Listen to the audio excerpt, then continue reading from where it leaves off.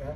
Only use funds that you have available, okay? Now, you brought up a question earlier, and I think this is where you were going with the, and I have some examples, but I'm gonna just walk through really quickly here, how this works. Okay, so let's say as an example, the deed that you bought was $2,000, okay? Or I should say their debt, they owe $2,000, owners owe $2,000, right? So now, this is a property you like, so you're gonna go bid on it. Now, how the auction works is the auctioneer starts off at $5, but it ramps up really quick. They go 5, 10, and she's fast too. Just like, you know, just like ticket, she goes fast. So it ramps up really quick. So it goes 5, 10, it goes in $5 increments until they get to 100. Then it goes 100, 200, 300, 400 until they get to 1,000. And it goes 1,000, 2,000, 3,000 until they get to 10,000. And it's 10,000, 20,000, 30,000, 40,000 from here on out.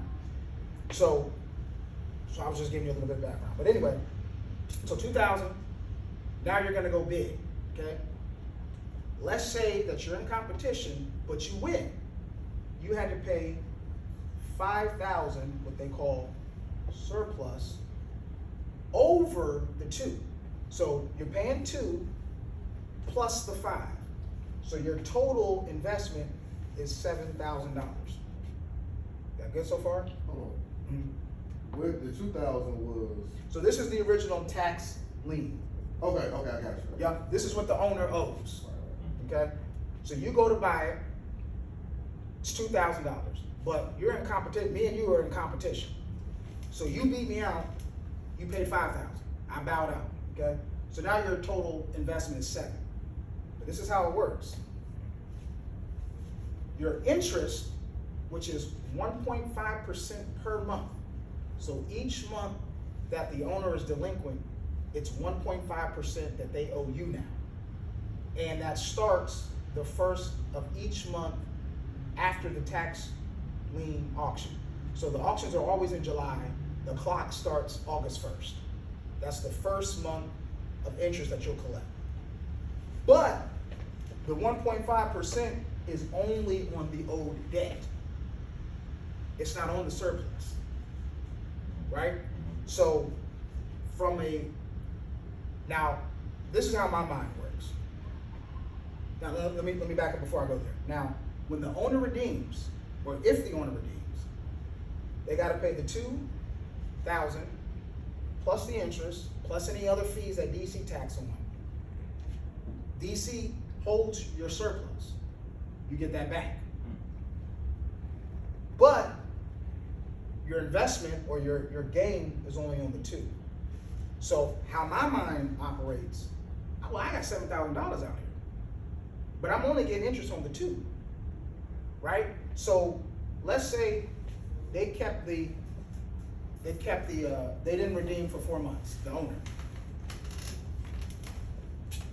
Well, 4 times 1.5 is a 6% return, which is good. In 4 months, you get 6%, right?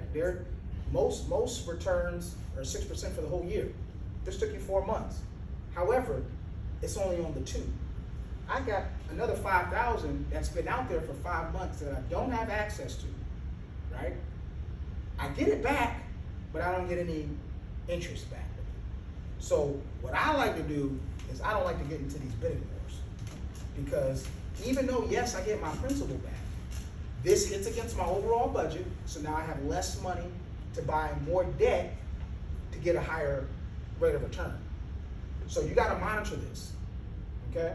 Because this will eat at your capital really quick. And I'm going to show you an example of how we fared last year.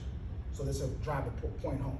But this is opportunity cost, because $5,000 for 4 months could have been invested elsewhere, making interest.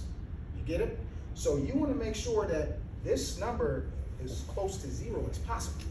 Now, it's hard to do because it's a lot of competition, but there's some strategies where this can be done. And we'll talk about that in a second. Okay? Now, if you've done your due diligence prior, right, and you've had someone do a title search, and you know that this is a good, this property is a good chance of being foreclosed on, this is irrelevant. Because we're talking $7,000 for the opportunity to control a $400,000 asset. This is only if you're an interest investor looking to gain interest on your capital that you put out there. This is where this becomes critical. Because this will lower your overall return. See, somebody will look at this, oh yeah, you got your 6% return on the 2K is great. But when you factor in the 7, well, that's a much lower percentage. Okay? So you want to keep that in mind, because technically speaking, your percentage, because this money's been out there. Could have been, this could have been invested somewhere else, but you have it tied up with DC government, who's going to drag their feet when it comes to cutting you that check. So you just want to keep that in mind. Okay. Any questions with that? All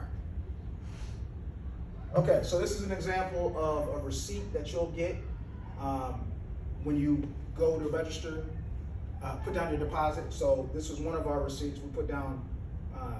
We actually did 2 of these, but at the time we did 20,000. So that gave us a total budget of 100. So now we have $100,000 worth of liens we could buy. Okay. So that's what it's going to look like.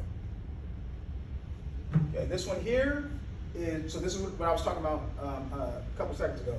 So this is your buyer's report. You can get this printed out at any time while you're there. Okay. So it gives you a breakdown. So our deposit was a total of 40,000. We used 39,000 of our deposit to buy liens. We were able to buy 13 liens at 196,000. Okay, minus our deposit, which was 40. I had 5 days to come up with $157,000. Otherwise, I lose my 40K. Okay, but that's what your buyer's report will look like. Okay, so make sure you get that printed out so you can keep track of what's owed. This is an example of a certificate for sale. So once you purchase your tax deed or tax lien, DC is going to send you this to say, hey, you are now the owner of this tax lien certificate. This gives you the ability to foreclose on the